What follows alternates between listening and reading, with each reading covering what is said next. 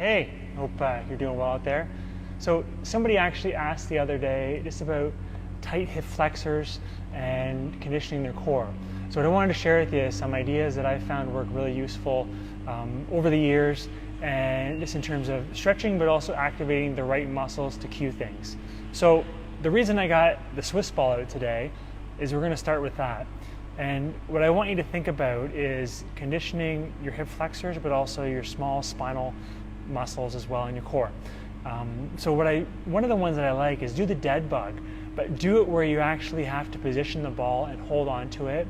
And then we'll do some glute conditioning, and then we'll just do some mobilization, which I think you'll find really useful if you find yourself stiff in the hip flexors, and as well working on conditioning that core.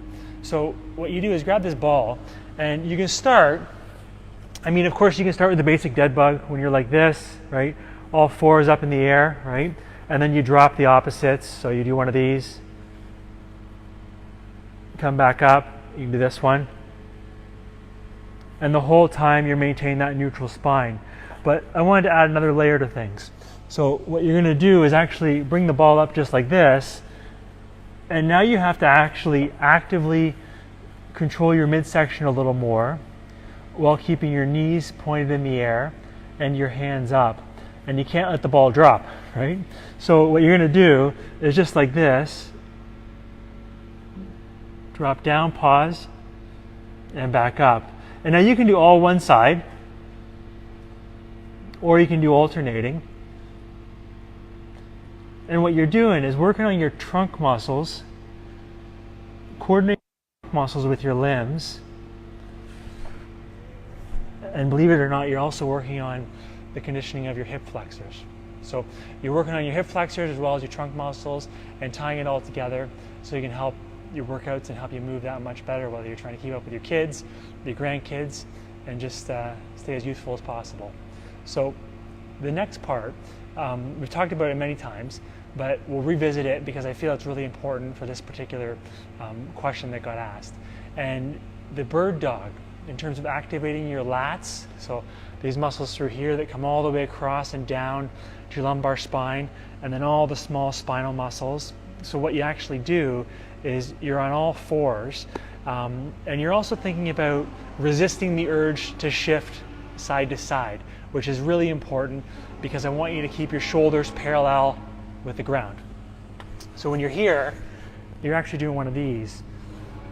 And when you come up, so I'm showing you the more advanced version, right? Of course you can start just with the legs, right? But I figured we get to this one because what I want you to do is actually think about resisting the urge to twist. And when you come up, keeping this stiff and tight through here, pausing, and then back down. Nice, controlled, and smooth. Again, you're only working in the 5 to 6 rep range. You do both sides. And one thing that we haven't discussed a lot is actually you got your lumbar spine, you're working your glutes, but you're also putting it together with how you move your lats, right? And how you maintain that stiffness in your lats, which come from up through here all the way down, if you imagine your back, and wrap down to the bottom, right? Which is also part of the equation. So consider that 5 to 6 reps, nice and controlled and smooth with the dead bug, which I think with the dead bug you'll find a real added challenge in terms of just the resistance and having to coordinate keeping your limbs in the air. And again, low reps with that. You can do 5 to 8 controlled reps, right? As soon as you break down with your breathing or you find yourself shaking a lot, pause, and then just lower the number of reps so you can be consistent and push yourself to that 1 rep where things are you're starting to notice it, okay?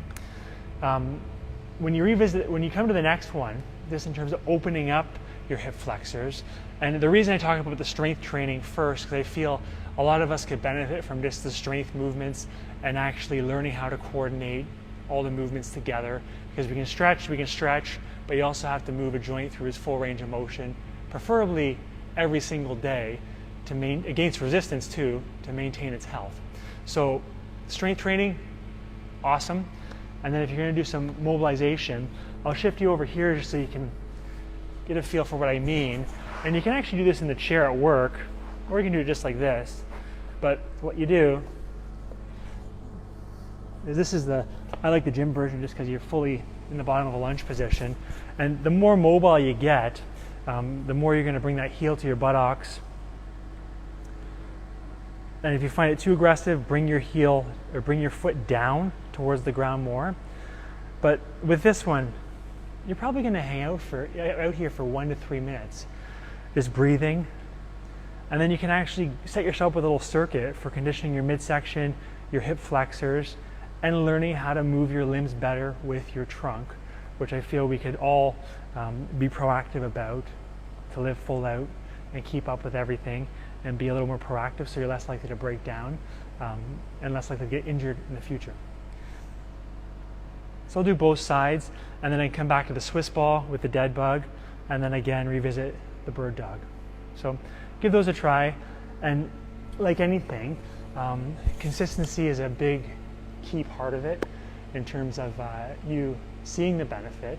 So be consistent with it, be regular with it, and watch what happens. And I'd even position it at the beginning of a workout. Okay?